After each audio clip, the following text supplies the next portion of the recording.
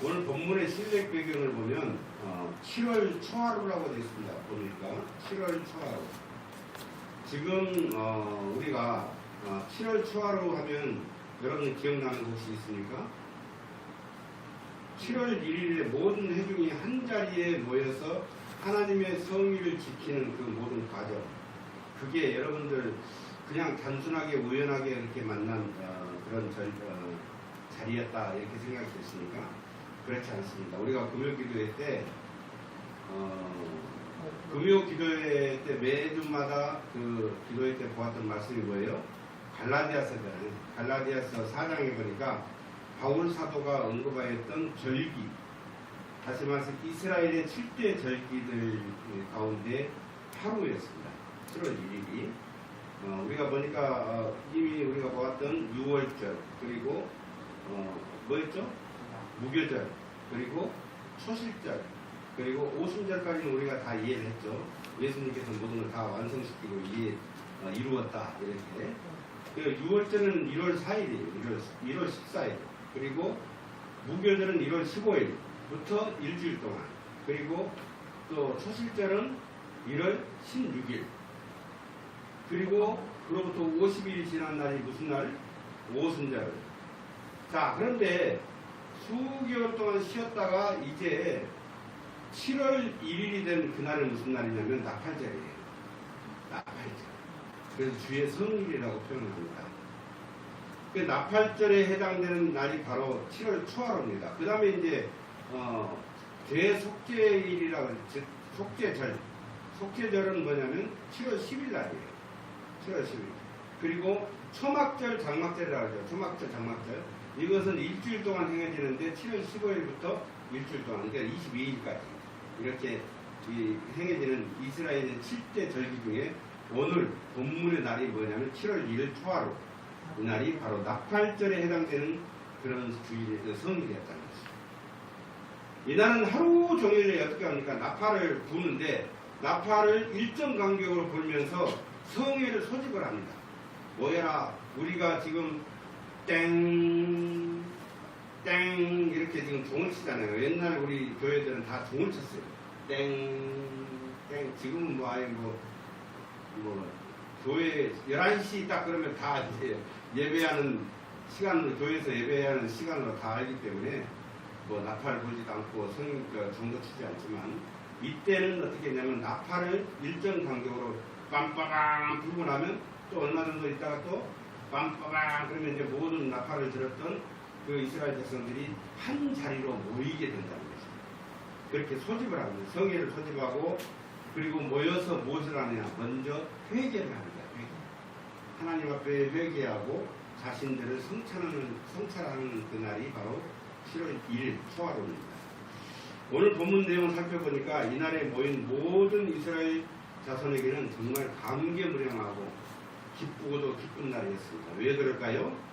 불가능하게 생각되었던 성벽 재건. 성벽 재건이 하나님의 도우심으로 성공적으로 완공된 것은 이스라엘 백성에게는 참으로 영적으로 다시 회복할 수 있는 계기가 됐다는 것입니다. 그것도 52일 만에, 52일 기적적으로 하나님의 도우심이 없어서는 절대 불가능한 일이죠. 그렇게 불가능하게 생각되는 그 성벽 재건이 완공되었다는 것은 이 백성들에게 영적으로 다시 한번 회복할 수 있는 계기가 되었다는 거예요. 그들은 예루살렘 성의 동남편, 지난번에 성벽 재건 기도를 제가 보여주면서 말씀드렸는데 여러분들 다 잊어버렸어요. 잊어버렸죠? 다. 그런데 예루살렘 성의 동남쪽에 보면 수문이 있습니다. 수문 있고 샘문 있고, 그 다음에 여러분들 분문만큼은 잊어버리지 않을 거예요. 가장 밑에 있는 부분 분문 다음에 샘문 있고 그 다음에 수문이 있어요. 이 수문 앞 광장으로 일제히 자발적으로 모두 다 모인 거예요. 7월 1일날 나팔을 불지 않았음에도 불구하고 그날은 정말 성벽 재건이 완공된 다음에 각기 처소에 있다가 자기들이 알아서 다 모였다. 자발적으로. 그들은 이스라엘의 유명한 학사 에스라에게 율법 듣기를 간절히 바라는 마음으로 모여들었던 것입니다. 그들은 성벽 재건을 통해서 하나님의 크신 능력과 도우심을 깊이 체험했고 이로 인해서 더욱 하나님을 알고 싶고 가까이 하고 싶어서 그래서 모인 것이에요. 여러분들 이 자리에 오신 것은 하나님을 더 알고 싶고 가까이 하고 싶어서 오신 거 맞죠? 네.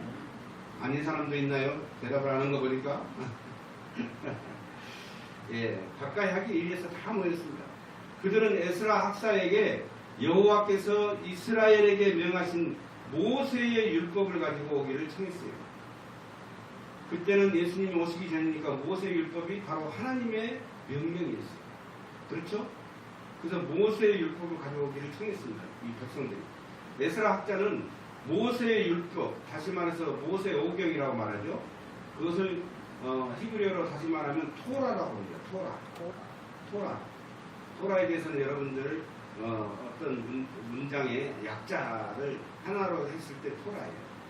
토라인데 그 토라에 대해서 연구하고 가르치는 제사장 겸 학사였어요. 에스라는 주전 458년 다시 말해서 느헤미야에 의해서 지금 느헤미야가 지금 와서 성벽을 재건하고 있는데 이게 몇 차 기환이라고 했죠? 3차 기환이라고 했죠. 3차 기환이 있기 14년 전에 이 에스라가 2차로 기환민을 데리고 예루살렘으로 돌아온 지도자였습니다. 에스라는 어떤 사람이라고? 지도자인데 어떤 사람? 제사장 겸 학사였어요. 그러니까 성경에 아주 능통한 사람이었습니다. 이런 사람이 2차 기환 때, 지금 느헤미야부터 14년 전에 2차 기환을 했는데 2차 기환민들을 데리고 예루살렘으로 돌아온 지도자였다는 것이죠. 에스라 7장 1절로 5절에 보니까 그의 족보가 나와 있는데 에스라는 대제사장 아론의 셋째 아들인 엘르아살의 후손입니다. 말하자면 대제사장 아론의 16대 손이에요. 에스라는 바벨론 포로 생활 중에서도 하나님 말씀을 연구하는 일에 최선을 다해 노력함으로 언제든지 사역할 수 있는 충분한 준비가 된 사람이었다는 것입니다. 하나님께서는 여러분 잘 아시다시피 준비된 자를 쓰십니다. 알지 못한 자는 무조건 그냥 갑자기 쓰지 않아요. 준비된 자. 사도 바울이 왜 쓰임 받았다? 충분히 준비된 자였어요. 왜? 성경을 너무나 알기 때문에. 그렇죠. 성경의 박사예요. 그러니까 모든 것이 준비된 자를 하나님께서는 쓰시다는 거예요. 바로 에스라도 그 포로 생활 가운데서도 성경을 연구하고 공부를 했던 이 에스라를 사용했다는 것입니다. 느헤미야가 사용되는 것은 어떻게 했어요? 그도 하나님을 경외하는 사람이었고 항상 하나님의 도우심만을 바라는 그런 아주 철저한 기도의 훈련자였어요. 거기다가 하나님께서 그를 사용하시기 위해서 어떻게 만들까? 술 맡은 관장을 만들었다는 거죠. 준비를 시키고 준비된 자가 사용됩니다. 우리 모두 다 준비된 자가 되시기를 바랍니다. 아멘. 오늘 본문에서 우리가 주목해야 할 점이 몇 가지가 있습니다. 첫 번째가 뭐냐면 정확한 역할 분담입니다. 교회 안에서도 역할 분담이 아주 중요합니다. 느헤미야가 이스라엘 총독으로서 하나님의 도우심을 힘입어서 성벽 재건에 힘쓰므로 온 백성의 마음과 뜻을 하나로 합해서 그리고 모든 백성이 합력함으로 52일 만에 성벽 재건을 완수할 수 있었습니다. 이제 이스라엘 백성을 영적으로 각성시켜야 할 일이 중대한 일이 남아 있었어요. 느헤미야는 앞서 살펴보았듯이 하나님을 신뢰하고 사랑하면서 하나님에 대한 신앙심이 아주 깊은 지도자였습니다. 영적 각성을 예를 들어서 본인이 지금까지 이끌고 왔던 이 지금 현재 모든 사건의 현장에 가장 지도자급에 속했던 이 느헤미야, 이 영적 각성을 시켜야 되는데 본인이 하고 싶지 않겠어요? 그죠? 그렇죠? 네. 자기가 지금까지 다 지도해왔고 이끌어왔고 모든 것을 다 해왔으니까 이제 영적 각성을 백성들의 영적 각성을 시켜야 되는데 그 각성시키는 일을 내가 하고 싶다, 해야 되겠다 이렇게 생각하지 않겠냐고 일반 사람들은. 그러나 이 사람은 영적 각성을 본인이 하지 않고 누구를 시켰습니까?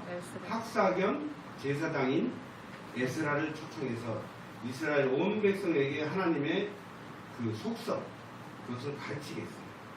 그러니까 이 느헤미야는 자기가 직접 영적 각성을 시키는 게 아니라 제사장을 불러서 시켰다는 거예요. 이 느헤미야는 평신도였습니다. 평신도 사역자라고 처음부터 이야기했죠. 이 느헤미야는 어떤 관리로서 또 행정가로서 평신도였어요. 그런데 이 영적 각성을 시키는 말씀을 선포하는 그 자리에는 본인이 하지 않고 누구를 세웠어요? 제사장을 세웠단 말이에요. 하나님께서 선택한 레위 족속 제사장을 세우시는 겁니다. 세웠어요. 그리고 이스라엘 백성에게 하나님의 속성을 가르치게 했습니다. 그게 뭐예요? 사랑과 인자와 은혜와 긍휼과 자비하심과 노하기를 더디하심과 용서하시는 하나님을 이스라엘 백성에게 가르치게 한 것입니다. 사무엘상에 나오는 사울 왕은 어땠어요? 사무엘을 기다리지 않고 어떻게 했다고요? 그렇죠? 사무엘을 기다리지 않고 자기 자신이 제사를 드림으로 결국은 하나님으로부터 버림을 받게 되는 사건이 있습니다. 우리는 그걸 너무나 잘 알고 있어요. 교회 안에서도 마찬가지로 언제나 역할 분담이 정확하게 이루어져야 됩니다. 느헤미야는 자신의 직분과 본분으로서 제사장이 해야 할 일을 존중하면서 협력하고 물러설 줄 아는 지혜로운 지도자였다는 것입니다. 요즘 교회에서는 목회자보다 앞선 사람들을 많이 보게 됩니다. 교회 안에서 서로 대립되고 반목되는 현상이 자주 일어나는 것은 자기의 의의를 나타내서 교회에서 자신의 위치를 확고히 하려는 개인주의에서 비롯된 것이라는 것입니다. 그러니까 장로님들과 목사님들이 다투는 이유가 그래요. 목사님을 존중하고 목사님의 그 역할을 정확하게 존중해주면 절대 싸울 일이 없습니다. 자기 자신이 할 일만 하면 되는 것이죠. 겸손하게 자신이 맡은 직분을 충성과 경건의 자세로 사역하려는 그런 직분자가 되시기를 축복합니다. 또 하나는 무엇이냐면 백성들의 마음가짐이에요. 백성들의 그 고난 가운데 환난 가운데 결국은 느헤미야라는 지도자를 통해서 또 하나님의 도우심을 통해서 성벽이 완공이 됐을 때 이 백성들은 그 사건들을 보고 얼마나 놀랐는지 모릅니다. 불가능이라고 생각했었어요. 이들의 마음가짐이 바뀐 겁니다. 이들의 마음가짐. 백성들은 오직 하나님의 말씀을 간절히 사모했습니다. 그전에는 보고 싶어도 볼 수 없고 듣고 싶어도 들을 수 없었어요. 하나님을 볼 수 없고 하나님의 이야기를 말씀을 들을 수가 없었다는 것이죠. 마태복음 11장 12절에 침노하는 자가 천국을 소유한다고 한다는 말씀이 있습니다. 이 이스라엘 백성들은 선조들의 잘못된 신앙관에 의해서 100년 가까이 포로 생활을 한 후예들입니다. 그들이 하나님의 자비를 간절히 바라고 사모한 백성들은 하나님을 만나기를 간절히 소망하였고 그래서 수문 광장에 나왔다는 것이에요. 하나님을 간절히 바라기 때문에. 어떤 연예인이 있는데 그 연예인이 강아지를 키우는데 반려견 강아지를 키우는데 소파에 앉아서 이 연예인이 이렇게 책을 이렇게 보고 있으면 강아지가 자기를 계속 쳐다보고 책 보고 있는데 옆에 보면 강아지가 자기를 쳐다보고 있는 거예요. 간절하게 움직이지도 않고 자신만 쳐다보세요. 그러니까 이 연예인은 너무 강아지가 너무 사랑스러워. 오직 자기만 쳐다보고 있어. 그래서 이 강아지를 따뜻하게 안아주면서 그 강아지 뒤에다 속삭였다잖아요. 야, 누구야. 내가 너를 절대 버리지 않을 테니까 걱정하지 마라. 혹시나 자기를 버릴까 싶어서 그런지 어쩐지 계속 이 주인만 쳐다보는 거죠. 우리가 그래야 됩니다. 하나님도 이처럼 자신만을 바라보고 있는 백성들을 긍휼히 여기시고 또 너무나 사랑해 주셔서 안아주시고 안심하라. 내가 너를 절대 버리지 않는다. 이렇게 우리 귀에 속삭이심을 믿으시기 바랍니다. 하나님만을 바라는 자, 하나님만을 쳐다보는 자, 오직 하나님, 오직 하나님. 그런 사람에게 하나님께서 안아주신다. 절대 버리지 않는다는 것입니다. 그 다음은 준비된 협력자들이 있었다는 것입니다. 에스라가 강단에 서서 율법을 낭독할 때 율법을 알아듣게 가르치는 레위 사람들이 있었습니다. 레위 사람들은 에스라와 같은 마음으로 성경 말씀을 연구하기를 게을리하지 않았습니다. 그렇기 때문에 오늘 에스라가 성경 말씀을 낭독할 때 그들은 그 백성들 사이에서 백성들을 가르칠 수가 있었습니다. 에스라가 강단에 서서 말씀을 선포할 때 에스라의 오른쪽에는 6명, 왼쪽에는 7명, 그리고 백성들 사이에서 성경 말씀을 낭독할 때 그들이 알아들을 수 있도록, 백성들이 알아들을 수 있도록 해석해서 알려주는 레위 사람들이 있었습니다. 강단에서 함께 서 있는 13명의 사람은 에스라, 지금 우리는 작은 성경책을 하나 이렇게 받고 있죠. 지금 이렇게 글씨가 이렇게 작은 글씨로 해서. 그런데 그때 당시의 성경은 지금처럼 인쇄 기술이 없었어요.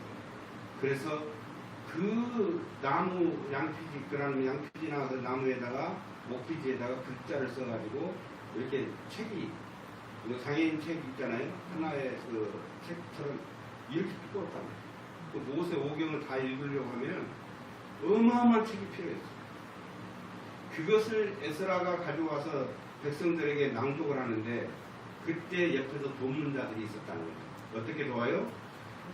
에스라가 토라를 낭독할 때 책을 가져다 주고 바꿔주고 그리고 어떻게 해요? 넘겨주고 책장을 그 다음에 책을 읽기 편하게 밑에서 받쳐주는 사람들이 있었다는 것입니다. 강단 아래에서는 또 어떤 일이 있었어요? 에스라를 돕는 사람들은 레위 사람들로서 백성들 사이에서 함께 말씀을 들으면서 백성들에게 말씀이 이해하기 쉽게 깨우쳐 줄 수 있는, 그리고 가르쳐주고 해석하는 사람들이 있었다는 것입니다. 백성들이 그 말씀을 듣고 이해하게 되니까, 깨우치게 되니까 그 말씀이 자기의 것이 되고 결국은 그들은 어떻게 합니까? 눈물을 흘리면서 통해자복의 역사가 일어나더라는 것입니다. 교회에 서서 그런 사람이 필요합니다. 강단 위에 서서 책장을 넘겨주고 도움을 주었던 사람들은 지금 교회에 따르면 부교육자들이에요. 부교육자의 사역들이 뭐예요? 담임 목회자의 목회를 돕는 사역을 그렇게 합니다. 행정을 한다든지 아니면 모든 전반적인 것을 옆에서 말씀에 같이 연구를 하고 같이 이야기를 하고 그리고 도와주고. 그런데 밑에 그 백성들 사이에서 같이 하는 사람들은 어떤 사람들이에요? 지금의 교회 안에 직분자들입니다. 지난주에 우리에게 들려주신 말씀 가운데 오늘날 교회의 직분자는 모두 뭐라 그랬어요? 문직이요 레위 족속이라고 말씀드리지 않았습니까? 교회에서 모든 직분자는 목회자를 도와서 이런 역할을 분담해야 된다는 것입니다. 하나님을 아직 제대로 알지 못하는 사람들에게 말씀을 알기 쉽게 가르쳐야 되고 그들을 하나님 앞으로 갈 수 있게 도와주는 직분자들이 있어야 됩니다. 그런 직분자가 되려면, 그러니까 다시 한번 저를 보세요. 저를 바라보시기 바랍니다. 권사님, 저를 보세요. 교회 안에서 직분자가 되려고 하면 말씀을 알아야 돼요. 왜 그러냐면 지금 오늘 성경에 나온 말씀처럼 그 백성들 사이에서 레위 족속들이 말씀을 위에서 강단에 서서 에스라가 선포할 때 그때 백성들 사이에서 그 말씀을 같이 듣고 그리고 그 말씀을 이해하게끔 백성들이 이해할 수 있도록 가르쳐주고 깨우쳐주는 역할을 하는 그 직분자가 있어야 된다고 했잖아요. 그런데 그 직분자들이 자기가 성경을 모르는데 어떻게 가르쳐요? 성경을 모르요. 그래서 어떻게 해야 됩니까? 직분자들은 성경을 알아야 돼요. 성경 공부를 해야 돼요. 열심을 위해서 성경 말씀을 읽고 연구하고 말씀대로 사는 그런 삶의 본을 보여주는 직분자가 진짜 하나님께서 쓰시고자 하는 직분자라는 거예요. 아멘. 그래서 교회 안에서 직분만 받기를 원하는 사람들이 굉장히 많아요. 장로가 되기를 원하는 사람이 있고 권사가 되기를 원하는 사람들이 있어요. 그런데 본인들은 정작 아무것도 몰라요. 그러면 어떻게 그 교회가 서갈 수 있겠어요? 안 되겠어요? 안 됩니다.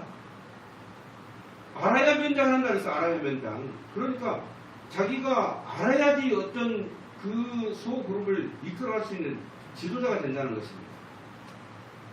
그래서 부단히도 기도하고 부단히도 성경 말씀을 봐야 되고 그렇게 연구해서 내 자신이 하나님께 쓰임받을 수 있는 직분자로서 준비가 돼야 된다는 것입니다.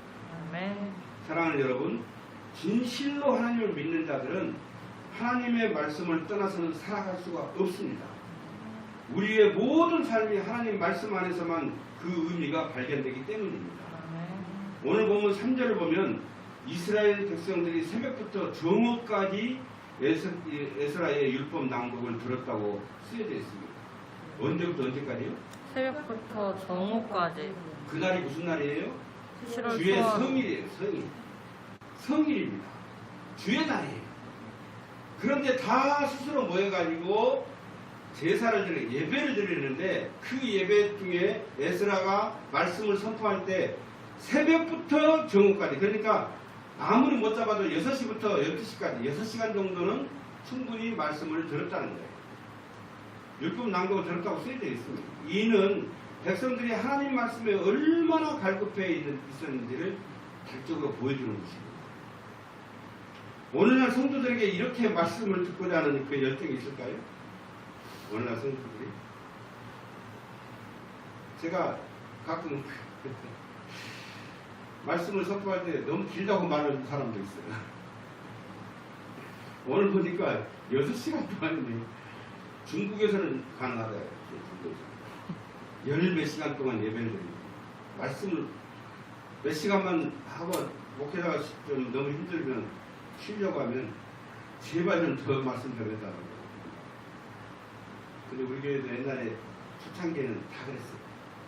말씀 사경회 해가지고 그냥 말씀만을 듣고자 모인 그런 사경회를 열리고 지금 요즘 말씀 사경회 거의 없어졌습니다. 왜? 간단히 하세요. 간단히. 그냥 알아듣는 핵심 포인트만 딱 찍어서 말하고 그냥 간단히 하세요. 시간 그렇게 길게 하지 마라. 저도 지금 많이 훈련받고 있습니다. 간단히 하려고. 오늘날 성도들에게 이렇게 말씀에 대한 열정이 있느냐 말입니다.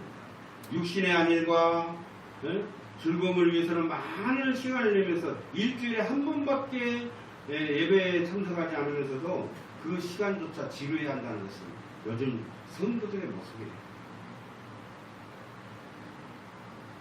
영적인 성숙과 평안과 그 모든 것을 위해서는 시간을 드리는 그 마음이 있다면 우리의 신앙은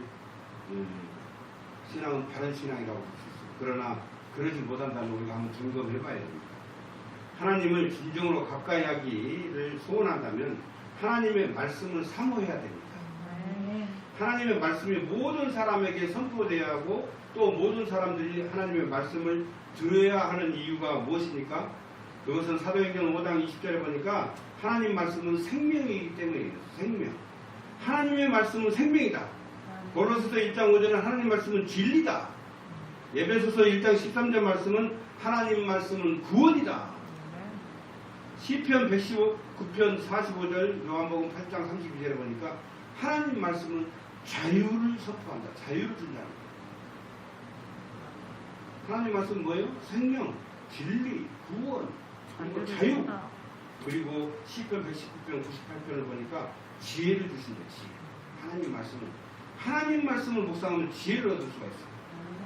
로마서 10장 17절 보니까 하나님 말씀은 우리에게 믿음을 갖게 한다. 그래서 믿음은 들음으로써 생긴다 하잖아요. 자꾸 들어야 돼요. 예배에 자꾸 참석해서 말씀을 들어야 믿음이 생기는 거예요. 그리고 하나님 말씀을 통해서 우리는 어떻게 해요? 거듭남의 역사를 경험합니다. 아멘. 그리고 하나님의 말씀은 우리에게 평안을 줍니다. 이처럼 하나님 말씀은 우리로 하여금 자신을 겸손하게 만들고 말씀에 순종하게 합니다. 본문 5절을 보면 모든 백성이 하나님의 말씀에 경의를 표하는 것을 볼 수가 있습니다. 에스라가 강단 위에 올라서서 모세 오경이 기록된 율법책을 이렇게 들고 폈을 때 모든 백성이 일어났다고 했습니다. 하나님 말씀에 대한 그 경외심이 얼마나 지극했으면 이 말씀을 들고 올라와서 폈을 때 어떻게 했다? 모든 백성이 일어났다고 했습니다. 그 백성이 지금 우리 열 몇 명 정도 되는 숫자가 아니에요. 수만 명. 나중에 우리가 3장 4장을 쭉 읽어보면 그 백성 숫자가 나와 있습니다. 5장 6장에. 자, 그런데 수만 명이 한 자리에 일어나. 에스라가 강단 위에 올라서 모세의 오경이 그 기록된 것을 또 말씀을 선포할 때 아멘 아멘 아멘 아멘으로 화답을 했다는 것입니다. 그들은 하나님의 말씀을 사모하는 마음이 간절했습니다. 하나님 말씀을 그냥 앉아서 들을 수 없었기 때문에 일어섰던 것이에요. 마음에서 우러난 존경심이 있었기 때문에 아멘 아멘으로 화답을 했던 것입니다. 그리고 6절에 하나님을 경배함을 보게 됩니다. 예배의 정신 가운데 가장 본질적인 것은 예배 드리는 자가 하나님께 경외심을 가지고 그분을 찬양하는 것입니다. 여러분 지금 혹시 실시간으로 지금 들어온 분 계세요? 네. 몇 분이에요? 한 분. 이겁니다. 이 실시간으로 지금 이 예배를 참여하는 것도 좋지만 가능하면 이 예배당에 와가지고 함께 예배를 드리면서 아멘 아멘 화답하면서 하나님께 찬양하는 것이 훨씬 더 본인 자신에게도 큰 은혜가 된다는 것입니다. 예배에서 말씀을 통해 위로를 받고 기뻐하는 것보다 우선돼야 할 것은 뭐냐? 말씀을 통해서 위로받고 기뻐하는 것보다 먼저 돼야 하는 게 뭐냐면 하나님을 찬양함으로써 그분께 영광을 돌리는 것이에요. 내가 은혜 받는 것이 중요한 게 아니라 이 예배를 통해서 하나님께 영광 올리는 것이 가장 중요하다는 것입니다. 그러니까 목사님 오늘 말씀 은혜요. 이거 아니에요. 이거 아닙니다. 말씀 오늘 은혜였습니다. 어떤 분은 또 딱 찍어가지고 오늘 말씀이 왜 그런지 몰라. 그 교회 큰 교회들 이야기 들어보니까 성도들이 오늘 목사님 말씀이 왜 이래요? 이런 그런 분도 있고 지난주에도 이야기 드리고 언제 말씀했는데 똑같은 말씀 하셨네요. 어떤 권사님이 와서 또 그랬다고 해요. 그런 사람도 있어요. 그런데 자기가 은혜 받는 것이 중요한 게 아니라 어떻다? 먼저 하나님께 영광을 올려야 돼요. 예배는 성도 간의 교제를 나누는 것, 성도 간에 이렇게 교제를 나누는 것, 혹은 말씀에서 은혜를 받는 것이 전부가 아니다는 것입니다. 예배의 가장 본질적인 요소는 예배 드리는 자가 광대하신 하나님께 지극한 경외심을 가지고 그분을 찬양하는 것, 그분께 영광을 돌리는 것이라는 것입니다. 그것이 참된 예배입니다. 요한복음 4장 24절 하나님은 영이시니 예배하는 자가 신령과 진정으로 예배할지니라. 예배는 영으로 드리는 것이에요. 영으로. 진정한 마음과 영이 없는 예배는 하나님이 아예 받지 않는다는 것을 우리는 알아야 됩니다.